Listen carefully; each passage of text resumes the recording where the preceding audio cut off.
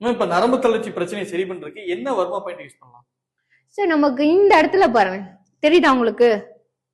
இந்த ஸ்டார்டிங்ல காது பொய்கை காலம் வருமானு இருக்கு. அத வந்து நீங்க ரெண்டு பக்கமும் கிளாக் வைஸ் டைரக்ஷன்ல மெல்லமா இப்படி ரொட்டேட் பண்ணணும். திருப்பி ஆன்டி கிளாக் வைஸ் டைரக்ஷன்ல இப்படி ரொட்டேட் பண்ணணும். 3 டைம்ஸ் பண்ணுங்க. காலையில பண்ணுங்க. ஒரு சாயந்தரம் இப்ப வீட்டுக்கு வரீங்கன்னா ஒரு 4 o'clock எல்லாம் பண்ணிடுங்க. 4:30 வந்து 3 டைம்ஸ் இங்க ரொட்டேட் பண்ணணும். சோ இது வந்து பொய்கை காலம். இதை நீங்க ரெகுலரா பண்ணிட்டே இருந்தீங்கன்னா நரம்பு பலப்படும், தலைவலி, டென்ஷன் இதெல்லாம் குறையும். இங்க காதுல இருந்து இந்த பாயிண்ட் இருக்குல்ல, காதுல இருந்து இந்த 3 ஃபிங்கர் வைக்கணும் அவங்க கைக்கு வச்சுட்டு இந்த இப்படி 2 பக்கமும் வச்சுட்டு இப்படி ஃப்ரண்ட்ல வந்து 3 வாட்டி இப்படி பண்ணணும், பேக்ல 3 வாட்டி பண்ணணும் சார். காலையில எழுந்தோன்னு பண்ணலாம். ஒரு ரெஃப்ரெஷ் பண்ணிட்டு பண்ணணும். இது வந்து சுனம்பா வர்மா கால்னு சொல்லுவாங்க.